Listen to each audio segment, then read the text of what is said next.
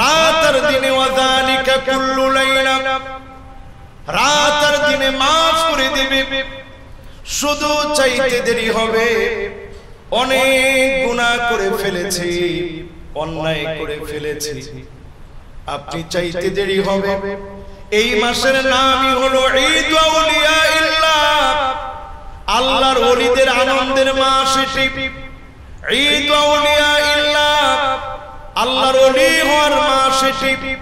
রবিউল ফুকারা, ফকিরদের বসন্তকাল এটি।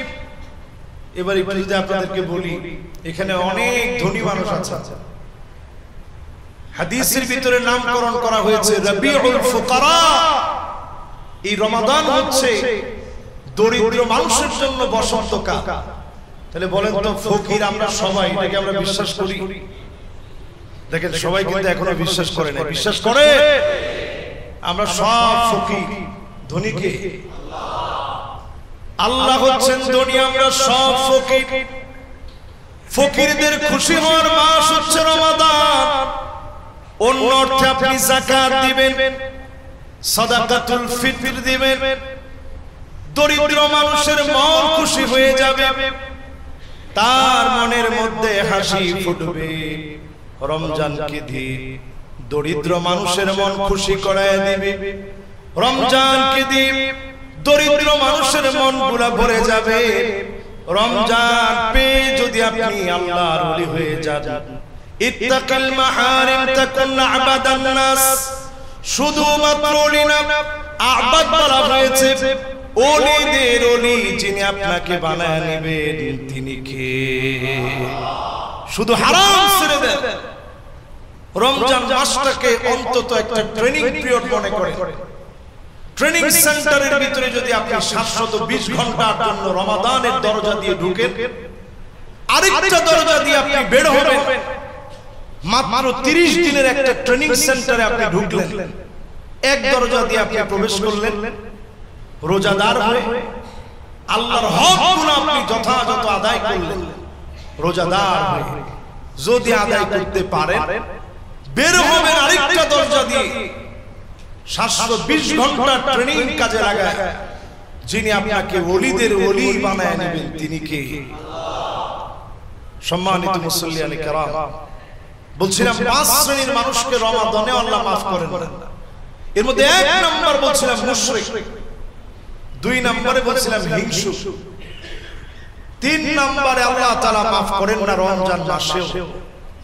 আকুন বিওয়ালিদাই, পিতা মাতার সাথে যে খারাপ ব্যবহার করে এমন সন্তানদেরকে রমজানেও যিনি মাফ করবেন না, ক্ষমা করবেন না তিনি কে? ঢাকা শহরে যারা আমরা এখন বড় হচ্ছি, আমার অনেক ইয়ং জেনারেশন মা বাপকে এখন খুব আদর করে মহব্বত করে তুমি বলে সম্বোধন করে। এই সম্বোধনকে কোনো ভুল আমি বলবো না, আমার বাচ্চারাও তো এখন তুমি বলে। কিন্তু চিন্তা করেন, আমরা কি আমাদের বাপের তুমি করে বলতে পারছি?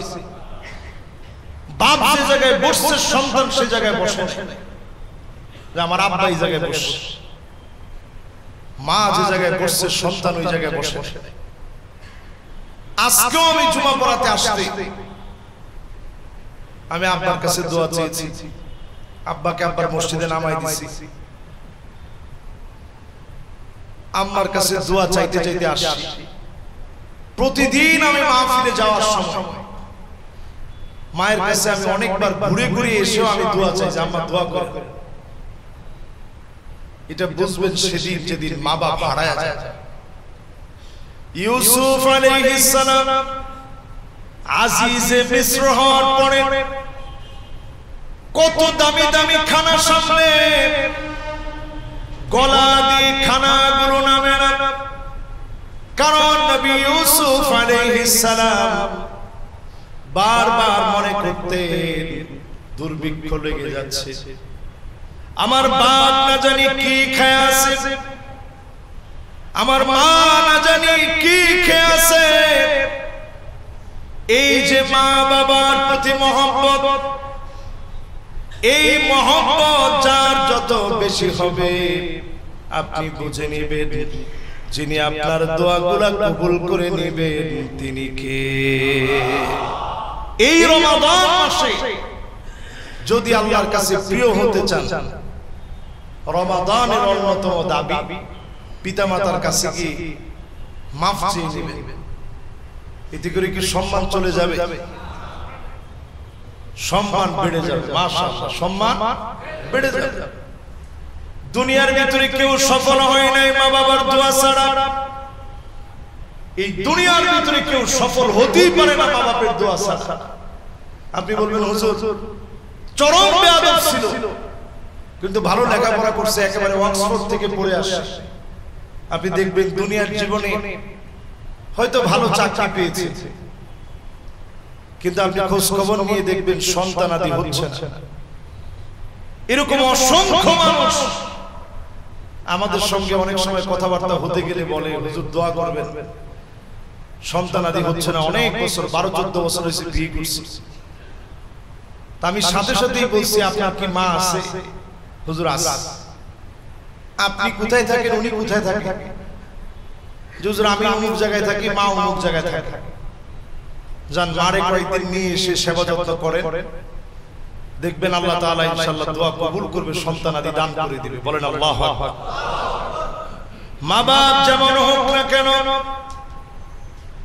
চরিত্রহীনও যদি হয়, এমন কি যদি মুশরিক হয়, ওয়া ইন জাহাদাকা আলা আন তুশরিকা বি মা লাইসা লাকা বিহি ইলম ফালা তুতি'হুমা ওয়া সাহিবুহুমা ফিদ দুনিয়া মা'রুফা। দুনিয়ার জীবনে যেমন ব্যবহার প্রাপ্য, মা বাপ যদি মুমিন না হয়, মুশরিক পর্যন্ত হয়, বিধর্মী পর্যন্ত হয়, সুন্দর ব্যবহার করবেন, আপনার উপরে যিনি খুশি হয়ে যাবেন তিনি কে? মা বাপ দুনিয়া থেকে চলে গেছে। এক সাহাবী নবীজির কাছে দৌড়ে আসছেন, নবী আমার তো গুনাহ হয়ে গেছে। আল্লাহর নবী বললেন আলাকা ও তোমার কি মা আছে? না নবী আমার মা নাই। আল্লাহর নবী বললেন তোমার কি খালা আছে? নবী আমার খালা আছে। কই যাও খালার সাথে কি সুন্দর ব্যবহার করো, আল্লাহ তোমার গুনাহ maaf করে দিবে। সুবহানাল্লাহ। এজন্য রমজান আসার আগে মায়ের সাথে টুকটাক বেয়াদবি করে ফেলছি, এরকম তো আমরা সবাই। আর এখনকার যে মেজাজ, মোবাইলের মেজাজ, এই মোবাইলের মেজাজের জামানায়